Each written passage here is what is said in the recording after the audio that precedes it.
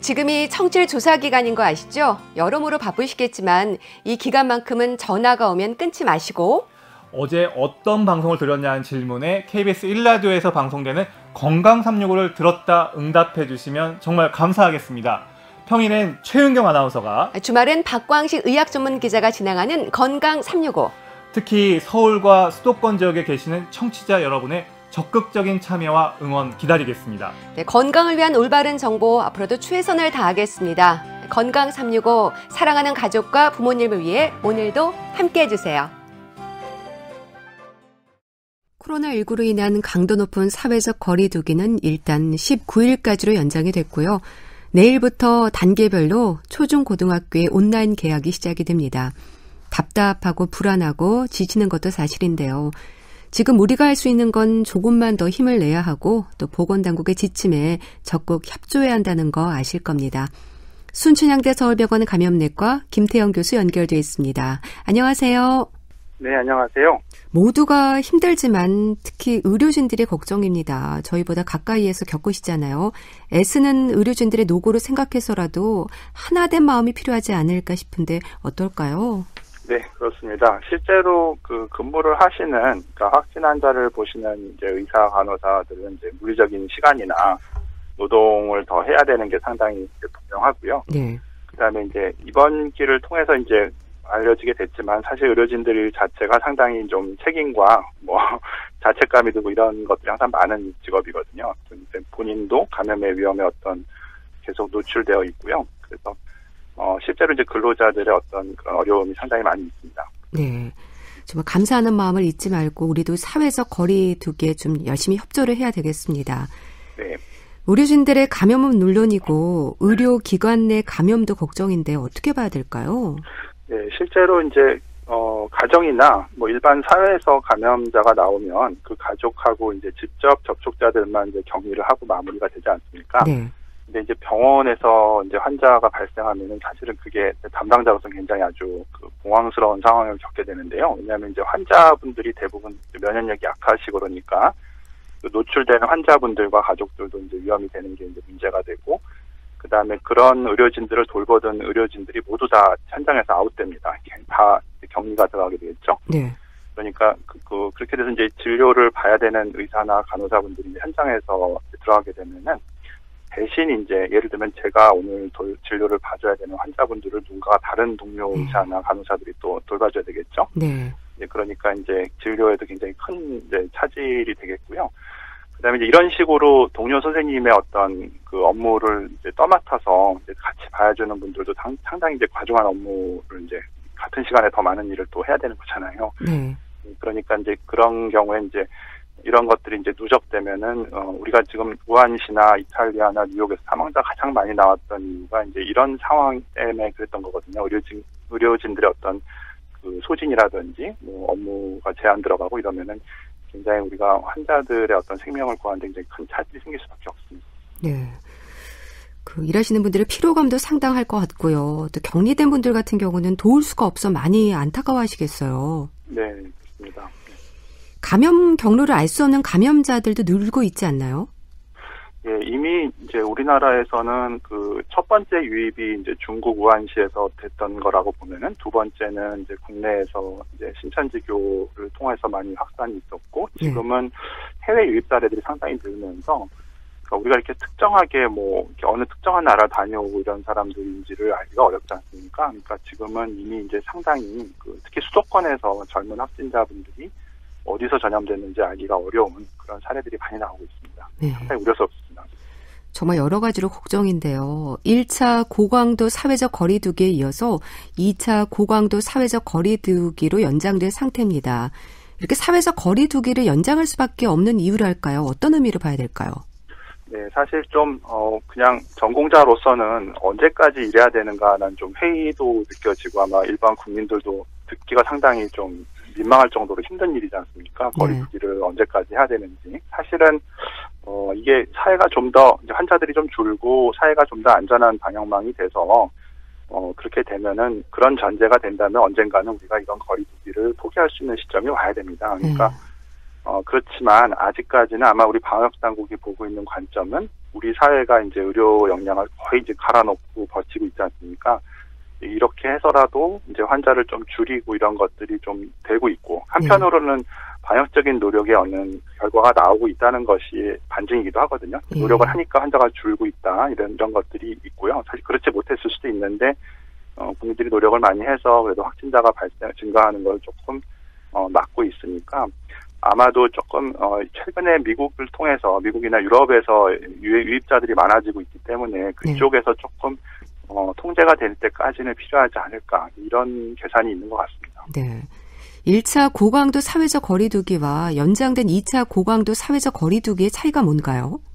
네, 내용이 다른 건 아닌 것 같고요. 그러니까 결국은 지금 방금 말씀드린 것처럼 전 세계적인 동향에 따라서, 예를 들면 이제 주로 지금 현재는 해외에서 귀국한 유학생들이나 입국자들이 많이 원인이 되고 있지 않습니까? 네. 실제로 이제 전 세계적으로 단순 관광자는 이미 많이 줄은 것 같습니다. 이제 전 세계 여행 업계가 많이 경색된 상태고요. 그래서 결국은 주로 좀 더 사회적인 그런 책임감을 가져주셔야 될 분들은 이제 귀국한 국민들이나 뭐 해외 유학생들, 이런 분들이 이제 2주 동안 자가격리하는 게 굉장히 중요할 것 같습니다. 네. 서로가 책임감을 갖고 잘 지켜주셔야 할 것 같은데요. 여전히 신규 확진자는 계속 늘고 있는 지금 보건당국에서는 신규 확진자 수를 하루 평균 50명 이하로 줄이는 걸 목표로 한다고 하는데요. 이 하루 평균 50명이 주는 의미도 궁금합니다. 네, 그게 지금 결국은 이제 의료 역량에서 나온 계산인 것 같은데요. 네. 그러니까 지금 우리가 1월 달부터 1월 한 중순부터 이 유행을 우리가 겪고 있지 않습니까? 한 3달 정도 경험을 한 것 같은데요. 다행히 지금 전체 환자의 반 이상은 완치자가 나오고 있습니다. 그러니까 지금 현재 전국적으로 약 한 5,000명 정도, 4,000명, 5,000명 정도를 우리가 수용하고 있는 걸로 계산이 될 수 있겠죠. 그러니까 사실 이것도 이렇게 갑자기 우리가 음압 격리 시설이라든지 조금 완화된 시설이든지 우리가 코로나 환자 같은 그런 중증 또는 경증이라도 이제 호흡기 격리가 필요한 환자들을 한 4,5,000명 정도를 수용할 수 있는 시설을 그동안 만들어낸 것도 거의 기적적인 거거든요. 굉장히 급조해서 우리 사회가 이런 역량들을 이제 만들어냈는데요. 그렇지만 결국 이 계산대로 우리가 이 정도 수용 시설을 지금 겨우 갖춘 거지, 이게 넉넉하게 유지되고 있는 게 아니기 때문에 그러니까 지금 정도 속도에서 이제 확진자가 나오고 완치자가 나오고 이런 속도를 감안했을 때 아마 50명이라는 게 특정하게 제가 보기에 과학적인 근거는 전혀 없는 것 같습니다. 정부 당국에서 특별한 근거를 갖고 제시한 숫자 같지는 않은데, 우리가 지금 수용할 수 있는, 만약에 지금보다 몇백 명씩, 지금 우리가 일본이라든지 다른 나라처럼 하루 확진자가 300-400명, 5,000명 다시 이렇게 증가하게 되면은 분명히 저희가 시설이 모자라게 될 거거든요. 그렇겠네요. 예, 그러니까 아마 그런 계산에서 나온 것 같고, 또 우리가 이제 결국은 환자를 입원시킬 수 있는 시설이라는 거는 상수입니다. 변수가 될 수가 없는 거죠, 더 이상. 네. 그리고 이제 새롭게 유입되는 환자가 변수니까 그 변수를 좀 최소화하자, 이런 것들을 어쩔 수 없이 선택한 것 같습니다. 네. 그렇게 하루 평균 신규 확진자가 50명 이하, 감염 경로를 알 수 없는 사례가 5% 이하로 유지가 되면 생활 방역 체계로의 이행을 검토한다고 하는데요. 그 기준을 기간으로 보면 얼마나 유지해야 하는 건가요? 네, 사실 말하기가 참 어렵죠. 네. 왜냐하면 이게 생활 방역이라는 게 이제 결과적으로 보면은 그러니까 정부가 잘 대처하고 있다고 말할 수 있는 근거는 있어요. 그러니까 우리나라도 어떤 정치나 정책적으로 돌아가는 게 아니라 어느 정도는 시스템으로 돌아가는 부분이 이제 생긴 거거든요. 과거에 비해서. 그러니까 조직과 규정과 이런 것에 의해서 이제 운영이 되고 있다라는 걸 우리가 전제를 하는데요. 그러니까 결국 이제 이 부분에 대해서는 현재 지금 정책에 대해서는 이제 칭찬인데요. 그렇지만 정부가 말하는 그 생활 방역이라는 말이 담당하는 의사들 입장에서는 상당히 희망 고문처럼 들립니다. 그러니까 이게 어떻게 그렇게 사실은 돼야 된다는 이제 희망 사항인지 언제까지 이거를 해야지 되는지를 말할 수는 없는 거거든요. 그리고 결국은 이제 감염자들을 줄이고 이런 것들을 하면서 결국은 어떤 수준의 환자가 오더라도 사회 전반이 이제 환자들의 그 전파를 차단할 수 있는 그런 수준을 갖추자라는 거가 생활 방역이거든요.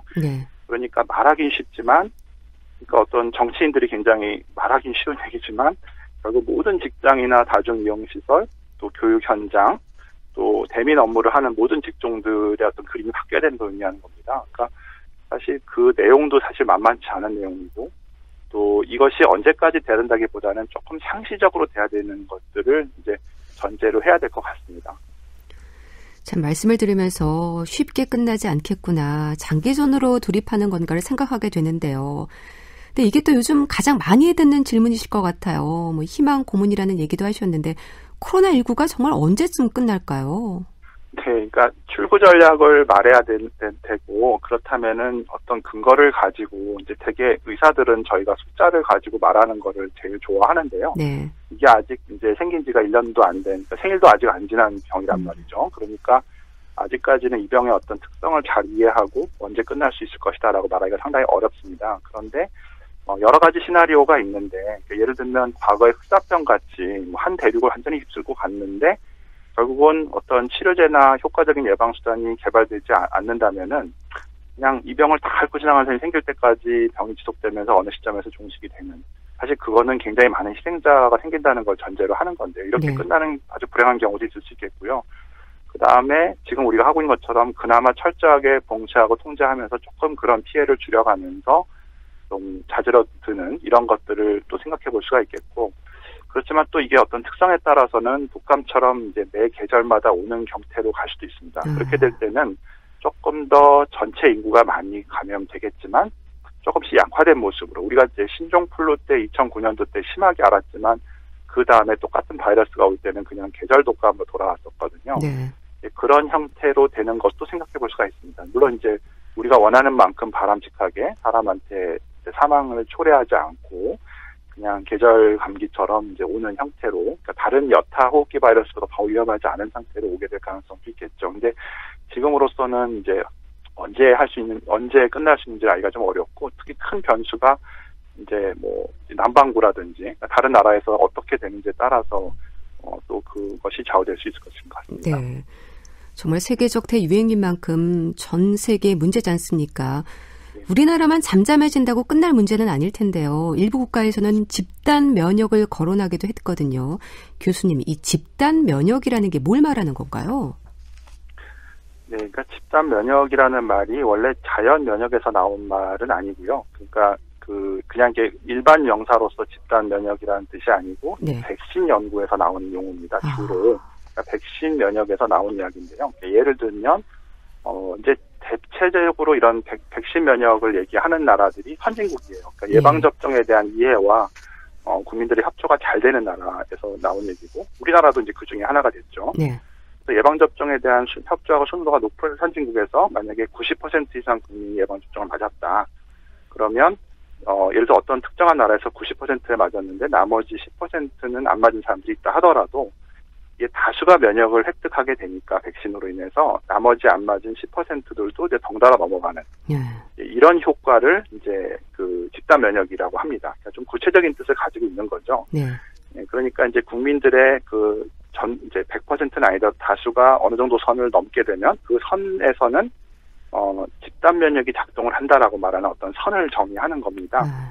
네, 그래서 사실 이런 얘기는 이제 후진국에서 예방접종 자체가 보급이 어려운 나라나 사회 경제적으로 어려운 나라에서 말하기 상당히 어렵습니다. 특히 이제 그러니까 이번에도 그 집단 면역 이야기가 스칸디나비아에서 나왔죠. 그럴 법도 한 거라고 생각합니다. 네. 그래서 이제 이런 나라에서는 이제 사실 그런 나라에서는 지금 스웨덴 같은 걸 좀 궁금해 하시는 거죠. 네. 이번에 집단 면역 얘기가 나온 데가 사실은 우리나라와 달리 그런 나라에서는 어느 정도 이제 인구 밀도가 적고, 그러니까 우리나라보다 인구가 적고 또 사람들의 어떤 밀접 접촉이라든지 이런 것들이 좀 덜할 것이니까 한국보다는 조금 더 집단 면역 효과를 기대하는 것들을 해볼 수 있지 않을까라는 생각을 해본 거죠. 그러니까 스웨덴 같은 나라는 예를 들어 똑같이 병이 전파되더라도 한국보다는 좀 더 덜 밀접한 상황이니까 덜 많은 사람들이 전염되고 그냥 자연적인 면역을 앓고 조용히 지나간 사람들이 있으면서 혹시는 이 병이 통제되지 않을까라고 기대를 한 겁니다. 특히 이제 똑같이 1%가 사망을 하더라도 우리나라에서는 50만 명이 되는 거거든요. 네.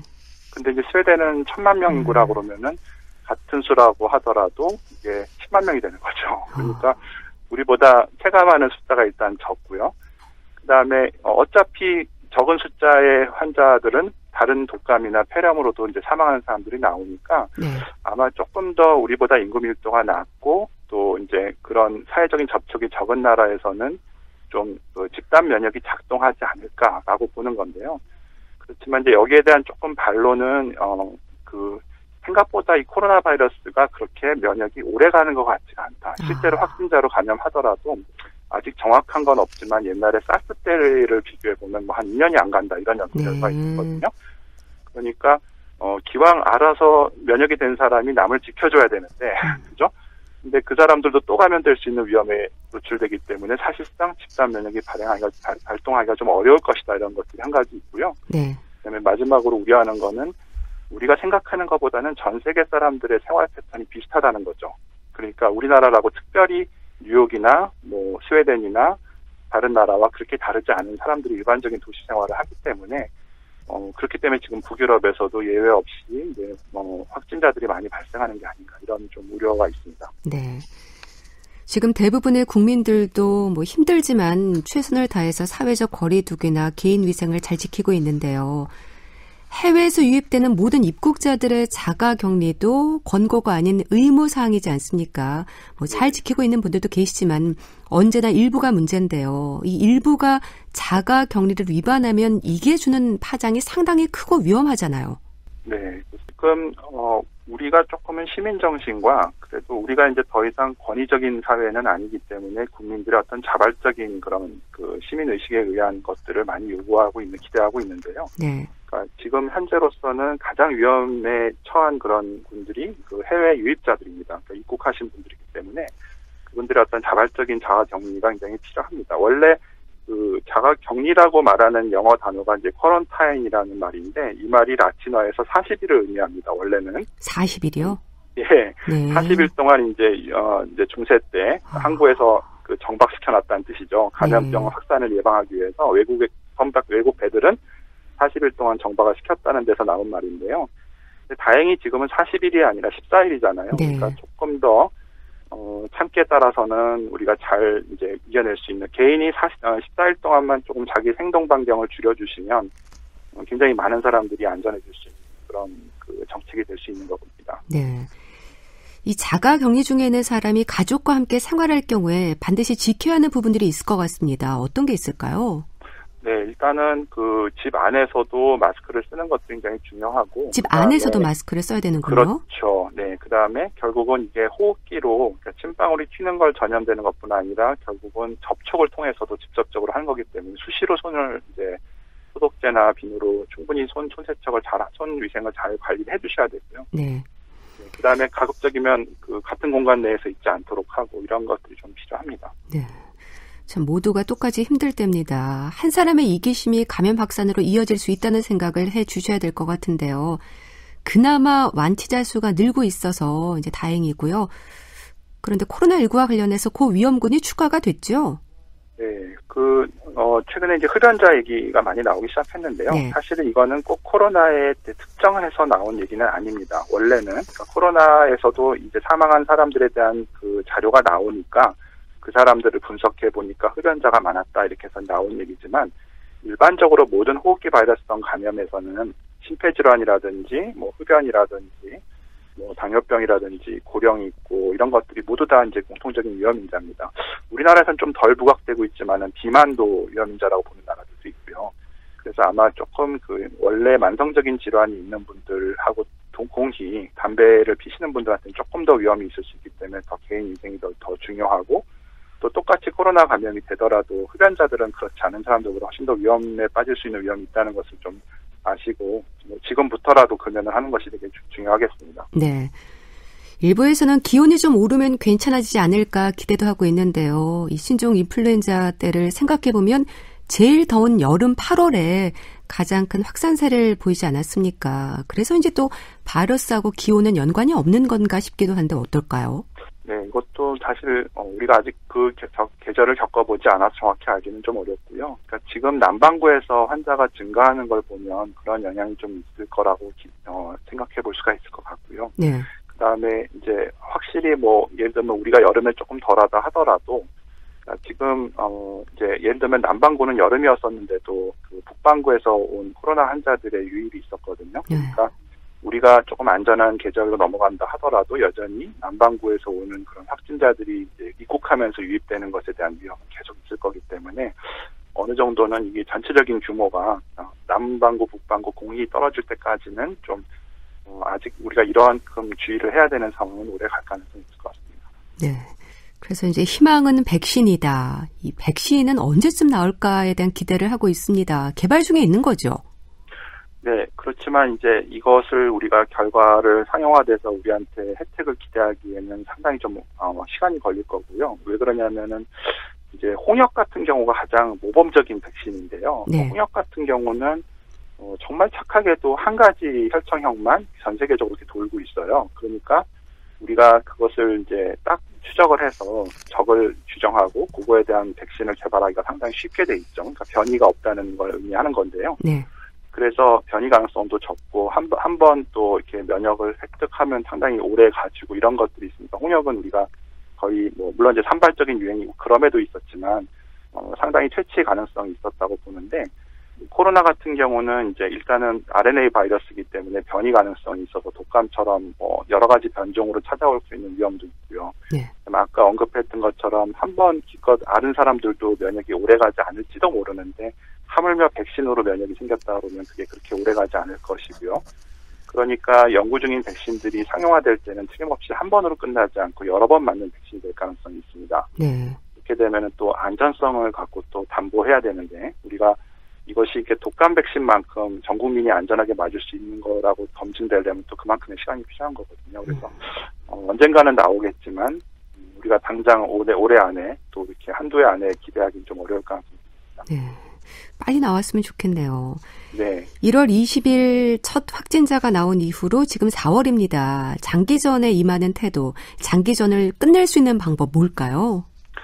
예, 일단은 사회적 거리두기를 계속 얘기를 하지만 그 개인의 위생을 하면서 하는 것이 되게 중요한데요. 그러니까 메르스 때 기대했던 거가 이제 기침 예절이 잘 안 된 것 중에 하나가 기침 예절이에요. 기침 예절이요? 예, 왜냐하면 전 국민이 손을 잘 씻는 거는 많이 이제 확산이 된 것 같고요, 과거에 비해서. 그다음에 마스크를 쓰는 것도 사실은 바이러스 감염보다는 이제 미세먼지라든지 이런 것들에 대한 공포 때문이었는지 모르지만 전 국민이 마스크를 상당히 과거보다는 많이 원칙적으로 잘 쓰시는 것 같은데요. 그렇지만 그 기침을 할 때 이제 우리 소매에다 대고 기침하는 것 이런 것들은 아직까지도 조금 그런 예절들이 좀 부족한 것 같습니다. 네. 아마 우리는 코 푸는 거는 결례가 아니지만 기침하는 건 굉장히 결례잖아요. 서양 사람들은 반대로 생각하고. 아마 이 호흡기 감염에서는 코 푸는 거나 기침하는 거나 공히 결례로 보고 좀 이제 공공의 어떤 그런 에티켓들이 좀 강조돼야 될 것 같습니다. 네. 또 우리가 2차로 연장할 만큼 이 고강도의 사회적 거리두기를 실천해야 하는 이유에 대해서도 좀 강조를 해 주셔야 될 것 같아요. 네, 그러니까 아직까지는 그러니까 이게 좋게 말하면 그만큼 그렇게 해서 다른 나라에 비해서 확진자들을 줄이는 것들에 성공했다는 것이기도 하고요. 네. 하지만 좀 나쁘게 얘기하면 또 정부에서는 다른 카드를 낼 수 있는 게 없을 거기 때문에 보건당국에서도 치료제가 개발됐다든지 백신이 나왔다든지 이런 상황이 아니기 때문에 어쩔 수 없이 무효지책으로 이제 우리가 강조할 수밖에 없는 이 병이 이제 자연적으로 사라질 때까지는 우리가 할 수 있는 것들은 이제 사회적 거리두기밖에는 없어서 아마 강조하고 있는 것 같습니다. 네. 또 조금 느슨해질 수도 있는 개인 위생, 특히 손 씻기의 중요성도 좀 짚어주시죠.